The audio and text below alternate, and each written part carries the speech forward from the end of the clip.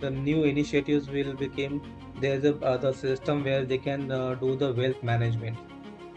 So through this wealth management, they can plan for the do the investment in stock. Are these outages mainly because of applications issue or lack of scalable infrastructure or account of exponential increase in the business volume, etc.? So if you can throw some light on that. Everything is actually, but being technology driven, the role of the technology service provider plays a major role.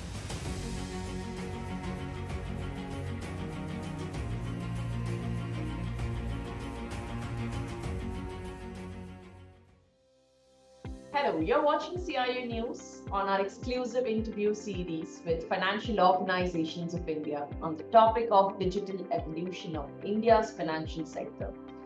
I'm Khushbu Soni, founder and chief editor of CIO News.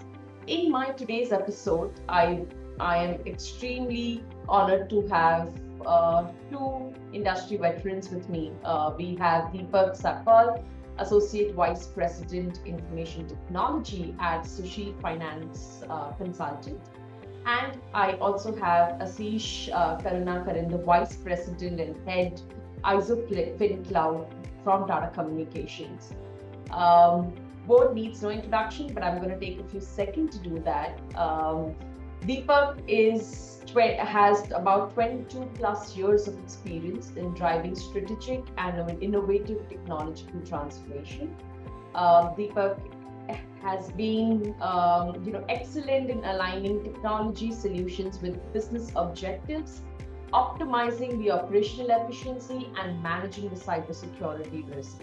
Deepak, it's an absolute pleasure to have you. Thank you for joining. Yeah, thanks, and very good evening, everyone.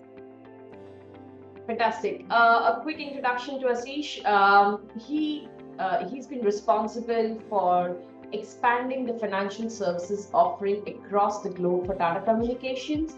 And prior to Tata Communications, he was a CIO for companies like ICICI Prudential Asset Management, Vital Healthcare, SBI Capital Markets, and many more. Thank you so much, Asish, once again for joining. Hey, thanks for having me here, and it's a pleasure interacting with you all.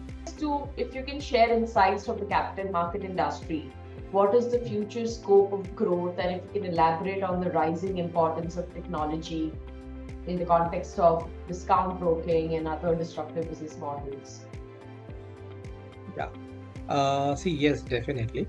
So India is having very good feature in the stock markets and in the capital industry.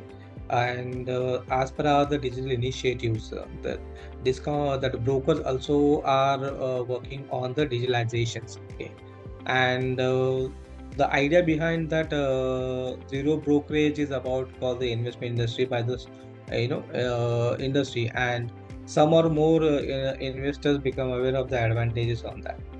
So discounting broking is mainly for the purpose of the cost-effective options for the customers. Transparency in the fee sections, easy to account opening process. So we thought that when that customers getting onboarding, they have a very quick and fast onboarding process has to be happened. So when previously if you go for that, it will takes long time to open the account. Now with the eKYC model, we have to open the accounts in 5 to 10 minutes, and it will get automatically authenticated with DigiLockers, Aadhaar card, PAN card. They will check your financial status, and the account get open very in minimum time frame. So these are the digital initiatives we can expertise to onboard the customers in the capital market. There are also innovative solutions we are looking out for the streamline the trading accesses on that. Okay, where people can easily do the trading. They can swipe in, swipe out the option, so they can read the research online, and they can take the stock decision as per the analytics of the current market data available. So these are the features, upcoming features coming in the capital market, where they can take or the customer can take the decision, informative decisions, and buy the stocks or the sell the stock or do their own investment planning on that. Also the the new initiatives will become, there's a the system where they can do the wealth management. Oh, so through this wealth management, they can plan for the do the investment in stock, they can do the investment in mutual funds, they can do the investment in insurance, the entire portfolio they can planning. So these are the technology digital initiatives we are looking into this. Okay, fantastic. When we talk about the importance of customer confidence in this sector, I just wanted to understand how severe is the impact when it comes to outages on business? Like, are these outages mainly because of applications issue or lack of scalable infrastructure or account of exponential increase in the business volume, etc.? So if you can throw some light on that. Definitely. So when if you go for that customer satisfaction, the customer always required the quick and fast decisions.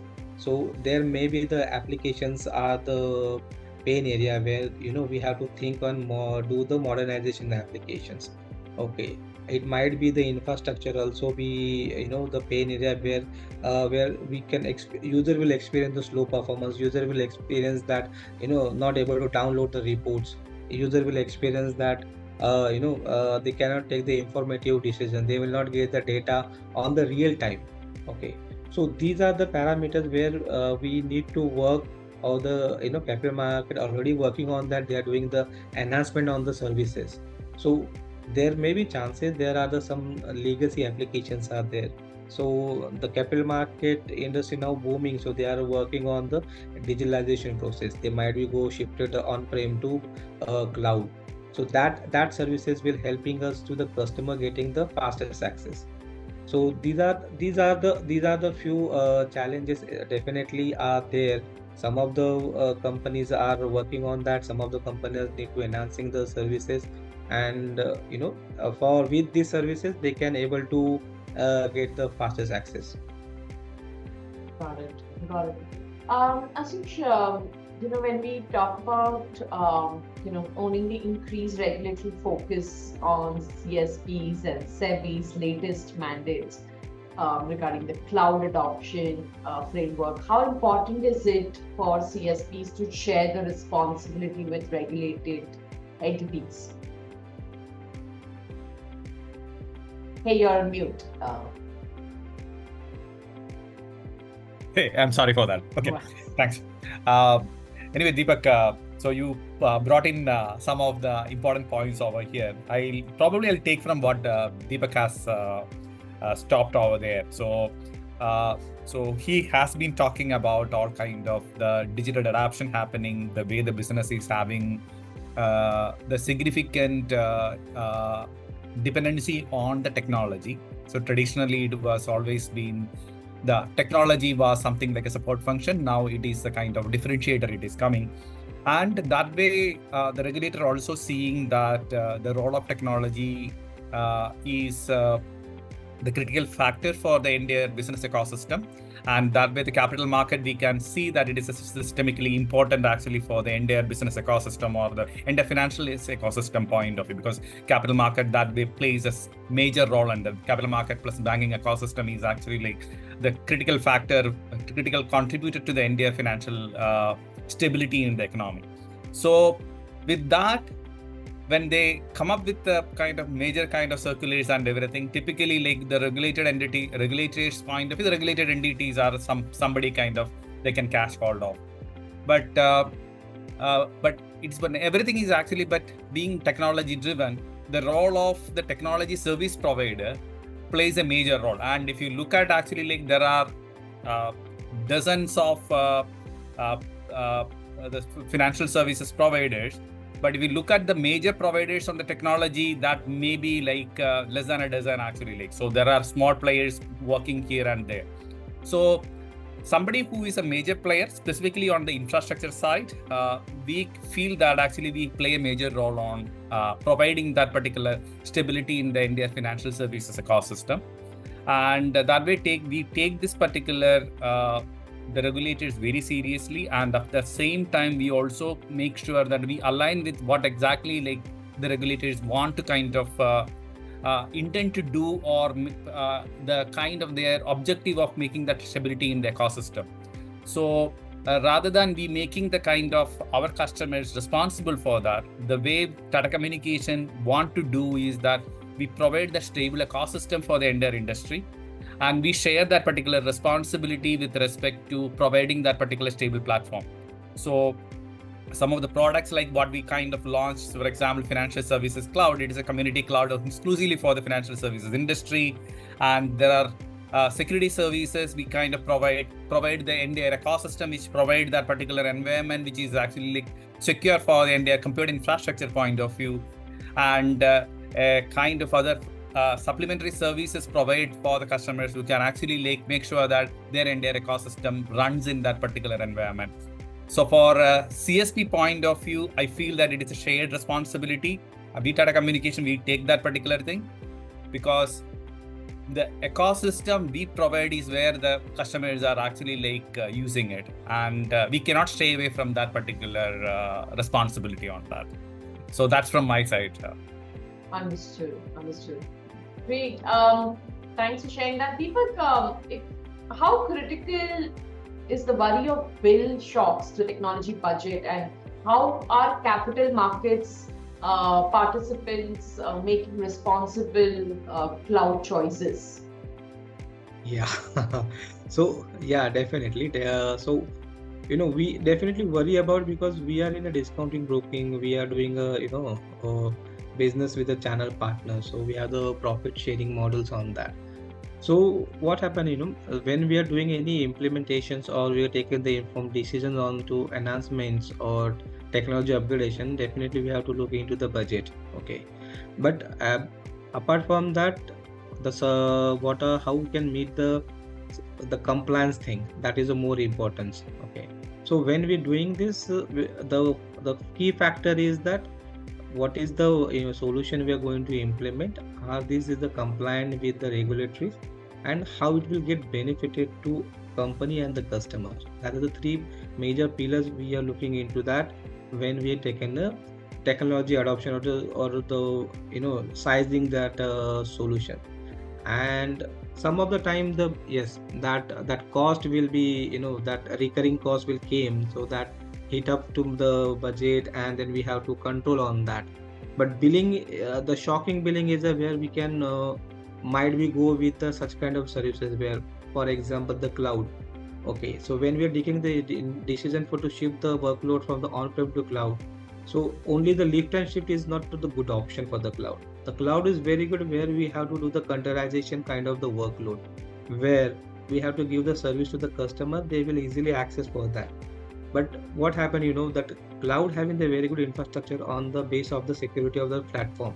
When we are implementing the solution on the cloud, but we have forgot to doing the security aspect for the application protections, because any public cloud service provider given the basic infrastructure support, so they have to secure their platform with all the security parameters. But when we are hosting our servers on the cloud, the application specifically are need to protect with the various security aspects, which is not budgeted. Or the people then later we realize, yes, we need to protect the application with the firewall, with the WAF, with the if you're integrated with the API, then that API has to be secured or locked in the vault. Okay, so such kind of the extra that services which really hits the billing actually, and then the people get realized that it is going the overburden. And then again we have thought process, then okay, we have to shift the on-prem or hybrid kind of the environment, and where we have the challenges will happen when that bills are getting increasing. And the key major factor, when the any dollar rates change, okay, then your entire billing has impacted on that. So that is, then when we do the sizing properly, we have to think for the both the options, either on-prem or the cloud or the hybrid, and then we take the then we need to actually take the informed decision on that. Asish, you've been on the other side as well. So as a former CIO's perspective, what is your view on the need to strike a balance regarding a hybrid cloud architecture and efficient technology infrastructure, basically? Okay. So I'll remove the hat of the Tata Communication and probably go back to the CTO, CAO kind of role. So I put it this way. So Sushil made one of the important points. So if it is not containerized, there is no point in moving the workload to cloud. Completely agree on that particular. So there are certain workloads which is definitely makes sense to kind of be there in the traditional infrastructure, maybe a hosting kind of an environment. Yeah. So not a pure cloud kind of workload. But there are certain workloads, definitely. For example, something like a customer-facing application where your scalability is an issue. And if it is a fully containerized application, you need to leverage the capability of multiple services are provided by the cloud. So in such kind of scenarios, it's essential that the application need to be ported to the cloud. But at the same time, I need to say that the future is mostly in a cloud kind of an environment, because your business logic doesn't definitely need to mostly lie in your microservices. So that's the way the architecture is going. And your compute is not going to confine only to your data center, because it's going to be distributed everywhere. So in those kind of scenarios, it is essential that there need to be a hybrid kind of an environment, at least in the next 8 to 10 years, till all the applications are migrated or modernized. But in a long-term perspective, it need to be, I feel that the on-prem infrastructure need to kind of die, and then the migration need to happen on the pure cloud kind of an environment. But there is a transition phase where actually hybrid. And in long-term perspective also, it need to be mostly in a multi-cloud environment. So that's my view on that. Yeah, completely agree on that. This is a perfect point you said this. Yes, it requires the transformation time. Now what happened, the most of the applications are the monolithic applications right now, and we had to, or the vendor specific application mostly majorly. So this vendor has to be shifted their application on a cloud and a containerization mode, so they itself need to modernize the application. And when all the transformation happen, the one day everyone is in the cloud, definitely is in the cloud, because it has no containerization. Containerization happen, then it is that service is distributed on that. So you have to, any modernization or any changes need to do, you have to particularly look into that container only. So rest of other container will not be impacted. On prem, when you do any changes, we have to think of lots of things, in aspect to consider what happen if this service get failed, this service is not started. All the testing we have to do in a UAT environment, you test it properly, and then we have to go live. In the cloud environment, when you do the containerization, then that specific area will get changed, that will get impacted. The rest of other services are working fine. So this transformation definitely takes a time, but one day definitely we are into the cloud on most of the application or the customer facing applications. Yeah, I completely agree with you on that. Yes, correct. I like the optimism here, because I think that's the future, right? And we are all in the journey. So great. I think this was a good conversation. Thank you so much once again for joining me, and I look forward to having many more interactions on various other topics. Thank you for joining CIO News. Yeah, thanks. Yeah, Thanks, thanks, Khushbu. Thanks, thanks, Deepak. Yeah. Ashish. Thank you.